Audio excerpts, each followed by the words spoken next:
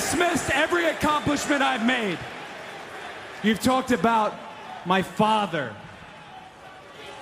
Well, you call me an entitled millennial, I call you a carny succubus, because the dirty secret about you, the dirty secret is you need this generation more than it needs you. What up, y'all? It's KMV, the Sexy Ninja, in the place to be for our Paper Saber universe, and this is the New World Podcast, brother. We're talking about SmackDown, March 7th, 2025. Joe Wade on commentary. We're in Philadelphia, where the story was finished, but the story always continues at the Wells Fargo Center, because just down the road from this place was where history in the making. Cody Rhodes winning the undisputed WWE Championship. My champ. We want Cody. All of it wrapped into one. And here we are again in Philly after the insanity, crazy, off the wall Elimination Chamber PLE. I rewatched it again and damn, some good shit. I've noticed with that lately with the WWE pay-per-views, I go back and rewatch them because they entertain me so much. I'm like, it's been a while since I'll watch a pay-per-view, then get it out of the way and whatnot. But as of late, for the past couple years with WWE, it's like something happens. I'm like, man, I got to rewatch that. Because I remember like the freaking WrestleMania kickoff thing they did where The Rock slapped Cody and yelled at Triple H. Like, I watched that thing a bazillion times. I've even seen the documentary a bazillion times where The Rock was like, yeah, I realized in the moment going for Roman and Cody was a better idea because I'm The Rock and I got goosebumps. Slapping my arm for the goosebumps. Over here for SmackDown, what's going to happen here? The aftermath. The Raw had a crazy aftermath. What does SmackDown deliver? We have Drew showing up and he attacks Damian Priest. So we are going the route of Damian Priest and Drew McIntyre at WrestleMania. Then we get a huge thing. Randy Orton comes out, cuts a promo. You know, he wants to beat Kevin's ass, and that's going to happen at WrestleMania. But with Randy, he has a few things to say for John. He says, you were on top. Now you're the Rock's bottom. Gives a whole new meaning to rock bottom. Oh, man, I love you, Randy Orton. He brought up that he was hearing voices again. Voices in his head. He wants to punt Kevin Owens' head in so no one can recognize him because what happened at Elimination Chamber? He goes, I hit the RKO. I thought I was satisfied, but no, the voices. They talk to me. Oh, but Randy cutting great promo. He wants Kevin Owens and he wants to punt his head in. Then we get Nick with Tiffy from earlier in the day in Chelsea. Basically setting up two matches for tonight. You know, we got Tiffy versus Piper, and Chelsea has a street fight later on. That's right. I'm excited about that. But we get Tiffany Stratton and versus Piper Niven. Head of, I have the note here, Secret Hervis. Service, get it? Hervis. But I feel this is a new faction growing because something happens later on tonight. But Tiffy and Piper fight, and Tiffy gets the win, but don't celebrate yet, Tiffy. Why? Because you have the Queen, Charlotte, who attacks, gets her in the figure eight, takes out her leg. Charlotte showing domination, saying like, hey, don't forget, you had your little moment with Trish, but don't forget about the Queen. Then we get Nick explaining the madness of the tag team division. I was still confused after he tried to explain it. But we have the number one contendership match because Street Profits they want the smoke. They want the smoke, and they're going to get the smoke next week against DIY for those tag team championships. And whoever wins this triple threat, Motor City Machine Gun, Pretty Deadly, and Los Garzas, whoever wins this will face the winner of the Street Profits versus DIY, man. This tag division on SmackDown has been building and building and building, and I'm loving every second of it. And, of course, this triple threat match was awesome. You can't go wrong with these three teams. If you include Street Profits and DIY, this is some of the best tag team we've gotten. It's all on SmackDown. But, yeah, Pretty Deadly got the win. I was like, oh, yes, boy. I want to see Pretty Deadly go far. I really do, because I do like Pretty Deadly. Then we have the situation, that we have to deal with. Bianca has to deal with. She wants to know. She calls out Naomi. She's like, I want to know. And these two going back and forth in the drama, so tasty, so good, no crumbs. And tears and back and forth. And Bianca's like, I just want to know. Did you do it? No more playing around. And Naomi breaks down and she says, yes, I did it. So now the mystery is solved. She tells Bianca, I did it for you. I did it for us. Jade was just riding your coattails. Jade this, Jade that. She's just like pleading with her, like saying like this, I did it because of you. Sound familiar? And I just love what Bianca's like, you know what?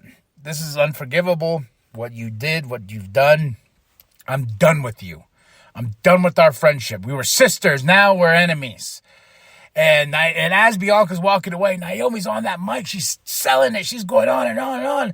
And then you just slowly see the twists and turns of what Naomi did. Going a little bit whiny, a little bit crying, and getting a little bit more serious in the voice. And all the way down to you ungrateful bitch. I was like, oh. And Bianca stopped, and then here comes Jade rolling up, looking fantastic, looking beautiful as always. Jade jumps out of the car, and she goes, and this is my favorite part, where Jade walks up, and Bianca's there, and Bianca's like, she's all yours. I was like, whoo! And Jade whooped that ass. And I've noticed that Bianca and Naomi were both dressed in black. And I'm hoping this Bianca turn comes soon. The heel turn. I thought that's where we're leading to. But I'll take Naomi versus Jade. That'll be fun.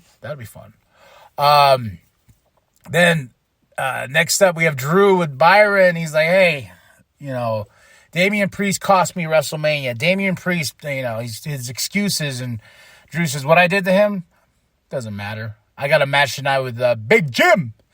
Then we get Lex Luger, who's going to be in the 2025 Hall of Fame. He's been working so hard with Diamond Dallas Page, getting back, getting healthy, getting strong.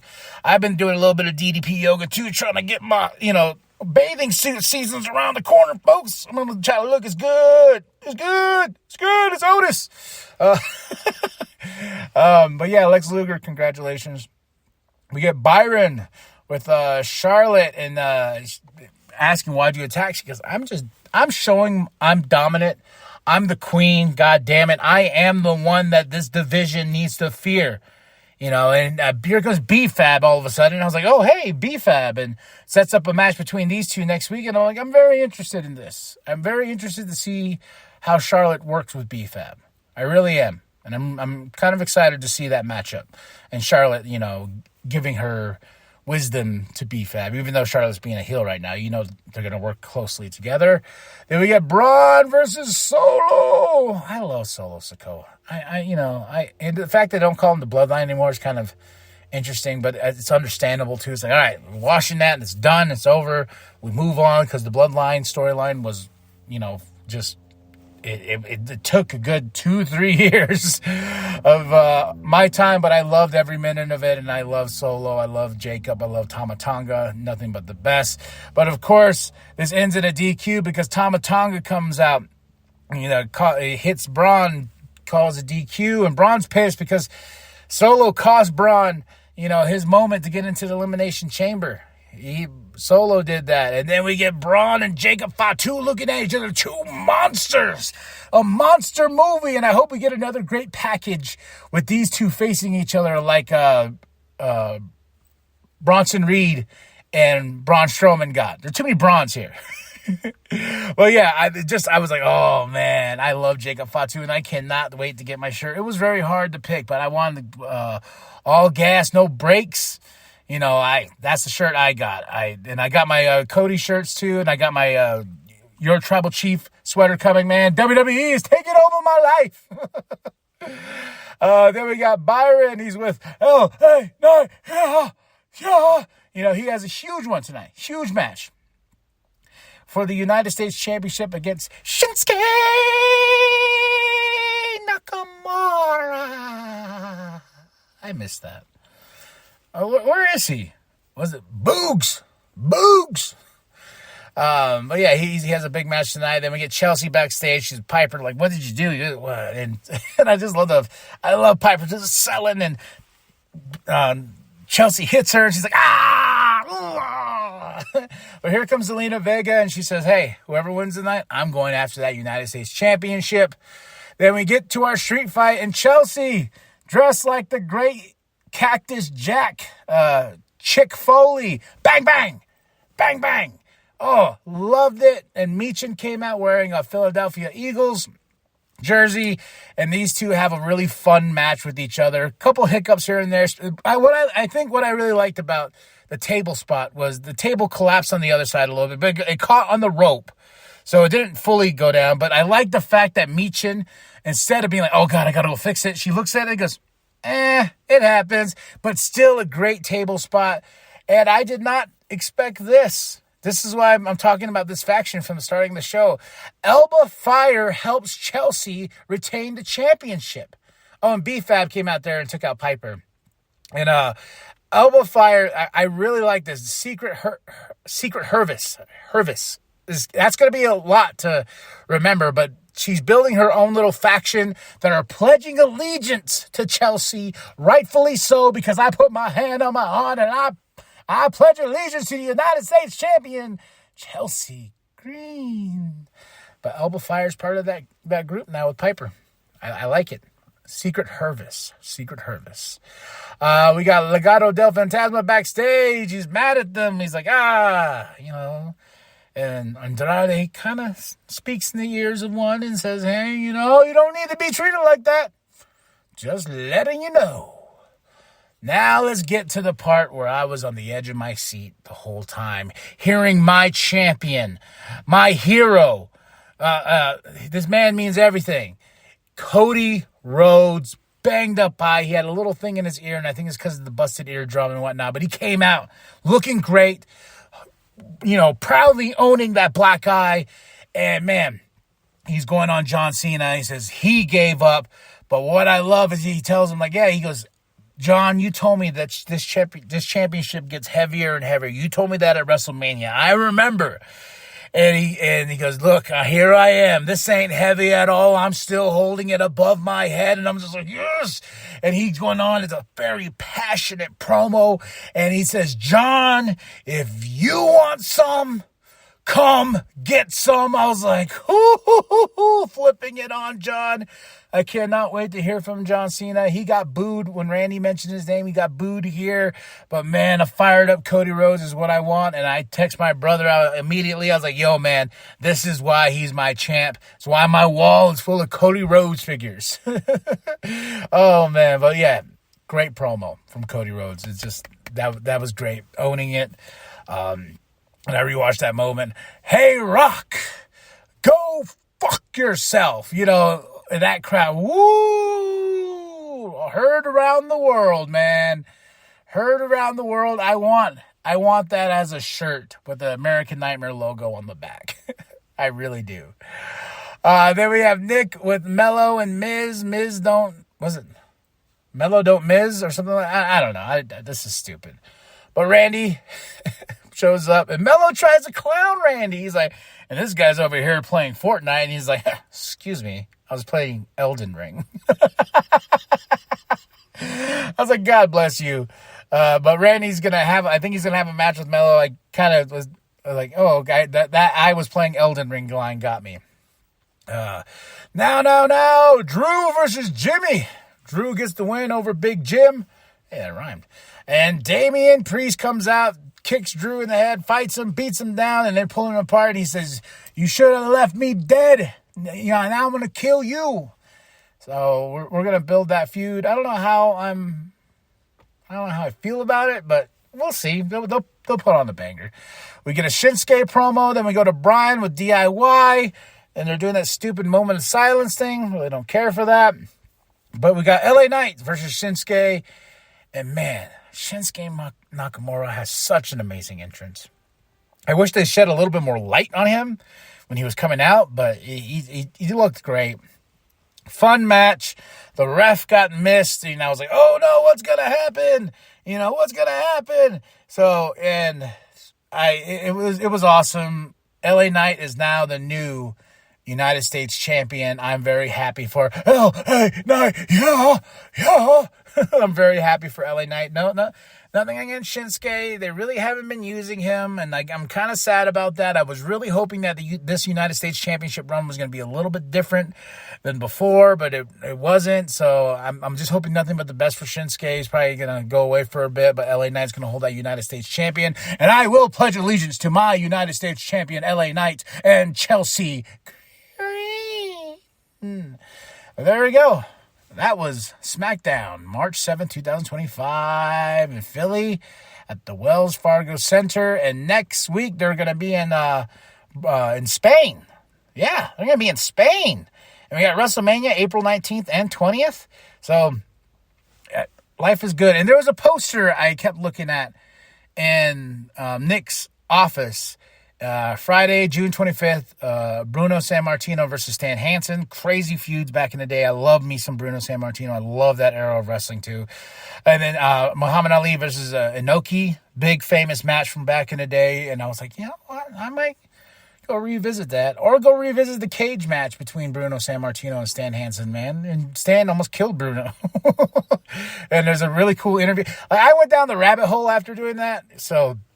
yeah. And also too, I was going to make it part of the listing of podcasts throughout the week. I was going to put Evolve as a show, and review every single show. But I was like, man, I'm going to get myself burnt out again. Why don't I just watch the show and enjoy it for what it is? I was going to do that with Speed and whatnot. So I did watch that, but let me break down real quick. I give SmackDown a 4 out of 5. My match of the night. Oh, I got to say, the triple threat tag team match. That was awesome. Moment of the night is my boy, Cody Rhodes. You want some? Come get some. So drop those comments below. Tell me what you thought of SmackDown. And let me go into Evolve. All right, got the notes. Yeah, so it's on Tubi. The commentary team is Peter Rosenberg and Robert Stone. The interviewer of the show is Chewy Martinez. We get an introduction with Shawn Michaels and Ava. They welcome us. It's a smaller setting than the normal show like NXT. We got to Evolve here. And they give a history lesson of Evolve. And I like that. I really do. One of my favorite Evolve matches is Austin Theory. Here's a great match there. I think I reviewed it a while back. But we have a great lineup here, man. We got Kendall Gray and Carly Bright versus Kaylee Armstrong and Danny Palmer. Then I was like, damn, now I got to remember more names. But Kendall and Carly got the win. Then they get an interview with Chewy afterwards.